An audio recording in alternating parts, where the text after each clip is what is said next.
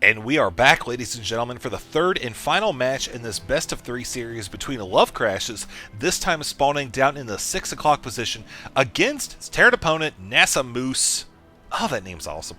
Over in the 8 o'clock position here on MLG Metalopolis. Now, I mentioned MLG. For those of you who don't know, the only real difference here is the inclusion of a neutral supply depot at the base of the ramp, meant to prohibit players from walling off and isolating their opponent from their natural expansion if they're doing some kind of some type of early expansive type play. But I don't really think we're going to see that come into play here. So far, we've spotted that NASAMoose definitely likes the mech play. We saw in game number 2 he executed a beautiful Hellion drop, took out literally all of the SCVs, and put LoveCrashes in kind of a weird spot. You saw he did do a retaliatory strike, which was a very smart move. However, you know, NASAMoose was able to hold it together at the end, and taking a win, bringing this series to 1-1 after a rather interesting game. For those of you who may not have watched game number 1, NASAMoose started out as Protoss. So really, we only have game number 2 to go on for his actual type of play, which was, like I said, that mech. So this game, I think, will get a little bit more of a clear indication of what style of play he likes to incorporate here. We do see both players actually opening up with the same build, very standard, getting that 1 Rax gas. So we really wouldn't expect to see some kind of fast expand play in Terran versus Terran. I mean, it can happen, but as far as realistic viability goes, I think these players are kind of sticking with the safer route right now. One thing I would like to see this game would be some Banshee harassment, given the fact that players are spawning back-to-back. That or some kind of drops along the lines of what we saw from NASAMoose earlier in game number 2. Some Hellions would be very effective. He would be able to get that dropship over super quick since his opponent is literally just down the road, and I think it could be super effective here. Now we see LoveCrashes finishing off his wall here with a reactor. Now he could be, like I said before, opening up with that kind of 3 racks build where he gets the 2 tech labs and the reactor, kind of gets those early upgrades. The thing about that though is he's definitely going to have to try for an early push. That's one of the nice things about that build compared to what we saw his opponent do in game number 2, where he was, for the most part, NASAMoose was actually quite vulnerable to attack. He only had 1 bunker there for most of the time, only at the end making a few additional Hellions, getting a couple Vikings, and kind of beefing up his defenses there. But, yeah, we did see that NASAMoose definitely is vulnerable in that regard. So, we'll see what he's going to do. In the meantime, I do want to point out that a factory is going down, and the second geyser has been claimed for NASAMoose. So, he is well on the way to some kind of build that could incorporate, you know, the later stages of Terran tech play. But we'll wait and see in the meantime. He could decide to flip-flop with this barracks here. We see him producing a Reaper, okay? So obviously a very good option for early scouting, claiming the watchtower. You know, a lot of times people will just send an SCV or a Marine. Reaper can take care of that very easily. Also, since they're so close, he will be able to come in here and possibly snipe off the Mule. That's always a very attractive prospect for a Terran player. So, we'll wait and see exactly what the plans are with that. The Reaper is heading out now, heading towards that watchtower. Of course, we did just hear a little sound remix. My game does like to do that from time to time with the music. But on to more important things. LoveCrashes has got a couple Marines back here. Pretty smart. I think he's kind of maybe anticipating a Reaper, something like that. Good to have that on hand. And it looks like it is going to just work out very well for him as he does catch it. The Marauder going to finish that off. Sure enough, there it goes. So, Stim Pack is on the way. Pretty standard choice there. And yeah, so there we go, opening up with that 3 racks play. Indeed, 2 tech labs, sticking with what he's comfortable with. LoveCrashes opening up here as we go past the 6-minute mark. We take a look back at NASAMoose and we see he's actually getting 2 racks, 2 factory. Now, I'm a little curious as to what he's going to be doing here, because he is going to have a lot of gas. You can see he's actually sitting at around 115 right now. He could be saving up for Siege Tech. I think that's likely what he's doing right now, although he looks like he's actually going to go ahead and drop an engineering bay first. So maybe not quite as pressured to get that as, you know, we were kind of thinking here, but that's okay. It looks like he is going to actually get that now. Looking down here at the Terran player in the 6 o'clock position, we can actually just compare the army size. 47 to 38. So like I said before, this build does kind of lend itself well to getting an early army advantage compared to what his opponent has shown that he likes to do. But when this siege tech finishes, I think that NASAMoose will be in a great position to defend, take his expansion, maybe make a solid push. I don't know. We'll have to see what happens here. Either way, the second factory is done. It looks like he's actually going to go ahead and throw a tech lab on that as well. I was thinking maybe he was going to use it to produce some Hellions, kind of burn down some minerals, but no, he's going to stick with 3 barracks there. As look at this, LoveCrash is actually indeed going to be heading out, looking to put some pressure on his opponent. Several Marauders here, those will lend themselves very well to the attack, but NASAMoose with that Scouting Marine getting that crucial information, which is going to work out so well for him. Look at that, siege tech is just about done. There we go, two siege tanks, a couple SCVs here to repair. Now this is not something I like right here. Sending those siege tanks over to the ledge, they are going to die very quickly. However, it does allow Moose to attack these, even though they're very far away, and also cover this road down here on the way up to the main. So yes, he can send those SCVs back to work. I think he lost 1 in that. Yeah, he did. I think it was, yeah, the units heading up the ramp, but it's okay. NASAMoose has held the high ground here with his bunker. Got 1 Marauder, 2 Marines. Everything's looking snazzy in there. It's a party.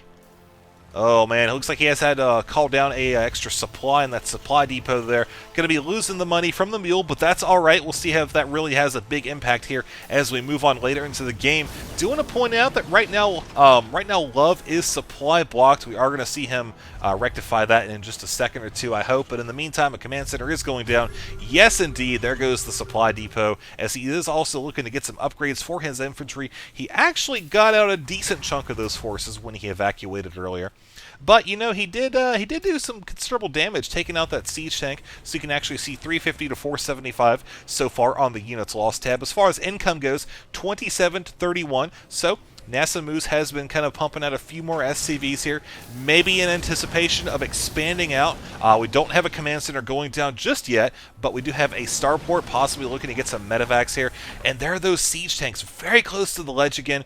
Like I said before, I'm not really comfortable with where these two are positioned, as they are very vulnerable. A quick scan, the Marauders can come up and snipe those, and there goes a large chunk of the defense for NASAMoose. But you see, he looks like he is actually going to be moving those down to the natural expansion, which is a very good call there. LoveCrashes is actually ahead right now in terms of expansions. He does have this command center down at the natural, turning into an orbital command, which will give him access to that second mule and help propel his economy forward here. As we see, he is running on 3 barracks. He does have a starport on the way, as well as a factory with a reactor.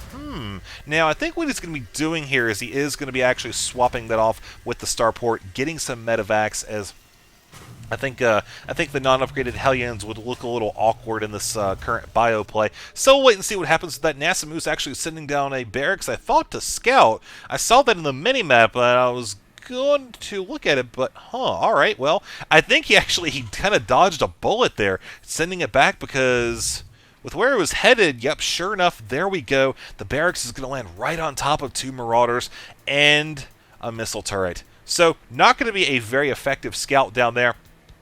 I think he's just kind of looking to maybe make a Marine or 2 in there, scout out. He could just use the building to go and scout out directly, which, I mean, he's going to see now. He is definitely getting some scouting done. He's going to have to send that over here. There are a few Marines that should be able to pick that off before it gets too far there, and a few medevacs on the way for LoveCrashes as well. Taking a look at the income now, you can see both players on 36 supply even. However, you can notice that Moose right there is a little bit higher on the gas. So there we go, working on 1 refinery there. That barracks was taken out, actually. Oh no, that drop was doomed from the start. NASAMoose losing several Marines right there in a dropship. It tried to unload, but was not successful. Now, when that barracks came over, pretty much all I could see was this right here, which we'll actually just show you real quick.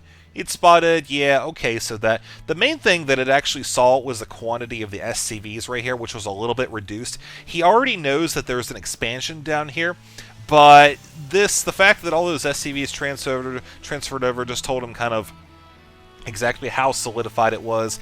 If he was feeling safe enough to transfer over all of those SCVs, then he probably has a decent chunk of army right here waiting for him. So likely not a good idea to really go down and try to scout it with another sacrificial marine or anything like that. Sending out a Viking for a scout, I think a much more appropriate option here, as it looks like he may be looking to take his third here in a minute. He does have the marine kind of parked up there. The command center going down just a moment or two ago up here. Plenty of overlapping siege tank coverage. As we see, these marines are hoping to come in here and do the same thing as they did earlier, except the comset has run out. So, no more siege tank fodder or dinner for them. End up with a kill count of 2, suffering some pretty heavy damage though. We can see a lot of those units are dinged up, and which means those medevacs are going to be working overtime. So, if there's a grace time between when NASA actually decides to push out, those medevacs will have a chance to recharge. But if Moose is pretty aggressive about it, then he could actually catch him with a reduced amount of energy in his medevacs, rendering them not so useful. We'll wait and see those. Well, actually, something kind of risky LoveCrashes is doing a double expansion, taking the high yield as well as this third down here, which is in a much safer position. Do want to point out, though, the SCV here was actually killed by that Viking that was flying around, so pretty smart use there. Unfortunately, oh, it is going to get caught. Oh, so very close. Yes, it does go down. Oh, man. The Marines and the Marauders, they do exact justice on behalf of the late SCV. So up here, Moose Command Center's done, looking good. Couple additional barracks. Do have a whole slew of upgrades coming for crashes up here. As maybe he's gonna, what's he doing with these siege tanks? I'm kind of curious here. He might actually be looking to kind of establish a flanking position. Maybe some kind of bait up here. That's what I'm wondering. He's moving them now. Oh, it would suck. We'll wait and see. I'm a little eager to see what comes of this. Rather, sound like that big chicken from that cartoon. Oh, forget it. I forgot the name of it. But I do declare that these siege tanks are very staggered, and I don't think this is going to work out too well because there are no Marines and Marauders to guard them. So these infantry are just running around free as the day, and now finally here we go. NASAMoose catching up to him. Marines and Marauders, looks like one Hellion in there, which is just too scared to run out to the front. Finally getting off some shots, forcing his opponent to run back. Free siege tank kill there. Worked out very well for NASAMoose. So units lost now, you can see, actually still very close. One thing I do want to point out, though, you see that NASAMoose does not have this high yield expansion. LoveCrashes does. We don't see any SCVs actually transferring over to it, though. Small little attack there at the third base, as one Marine, I believe, gets pulled off from the rest of the drop there. Those are going to be taken out rather quickly. Just superior numbers down there at the expansion. Marauder helping out from the rear. Medevac might actually go down as well. We heard the second stem. Yes, I do believe. There it goes. Look at those resources lost. I've kept that up just to watch and see. Still, man, it is neck and neck as far as that goes. We can just look at the income tab and see that LoveCrashes is definitely in the lead in terms of actual minerals coming in there. But now we actually have what I thought was okay, never mind. I guess that was not important after all here. NASAMoose looking to move up, take out this take cover in this watchtower. This does give them coverage of this expansion right here, the high ground, so that's going to work out quite well for him. But look at this, LoveCrashes coming in here, although I don't think he quite has enough to stop this from actually pushing forward. No, with the Marines and Marauders here, even the SCV taking the front line, he should be able to hold this off and maybe take this expansion out, which would be a pretty hefty loss considering it's already turned into a planetary fortress. Weapons 2 for vehicles coming for both players. We see that weapons 2 and armor 2 on the way for LoveCrashes as well. Now, let's look at the production facilities. Haven't taken a look down here at the base for a little bit. We have 6 barracks down here for LoveCrashes. We have 1, 2, 3, 4 up here for his opponent, but he does have a couple more in the way of factories. So that'll work out well for him. Is this expansion going to go down? That's what I'm waiting to see. We do have a couple mules here. So the loss of those plus this expansion is going to be a pretty significant hit onto LoveCrash's economy, as this Moose tank is just doing the slide, man. Crazy dance moves there. Really not a ton that his opponent can do about it with all these siege tanks in place. So many Marines. I think this is going to end really poorly for him, especially with all the Moose reinforcements coming over here, actually sitting, waiting for their turn to fight. Yep, that first wave was actually taken out by LoveCrashes, but Moose was able to come back with that second wave there and secure victory, taking out the high yield expansion. So, as far as LoveCrashes goes, I really don't see how he's going to recover from this. He only has a few units here. That's about it. Again, charging that siege tank line, that expansion going down. Yes, it would have. It was a loss to have that taken out, but the fact that he lost his army as well as the expansion really did not make it worthwhile. You know, he does have the safer expansion down here to work off of that's been established from quite some time now, but ultimately, oh man, I really just don't see LoveCrashes coming back away from this. As we see NASAMoose continuing to push down here, now with just a few Marines looking to keep this bunker from going down and establish more cover for these siege tanks as they do still maintain that kind of staggered formation, staying way far away, out of range of the rest of the Marines and Marauders, which are unfortunately bottlenecked over here. There's the GG from LoveCrashes, giving NASAMoose the game 2-1 in the best of 3 series in this qualifying round. So congratulations to NASAMoose. You are my official hero in the GSPA Amateur Edition. Good stuff, man. LoveCrashes, good show as well. So thank you to the players. Thank you to GeForce for hosting this tournament series, and of course Day9 and Husky also for kind of getting together and casting a lot of the games as well. So, yeah, thank you guys again for watching, and of course, big thanks to the Game Station for setting this all up for everybody. Thank you again. Make sure you stay tuned for more.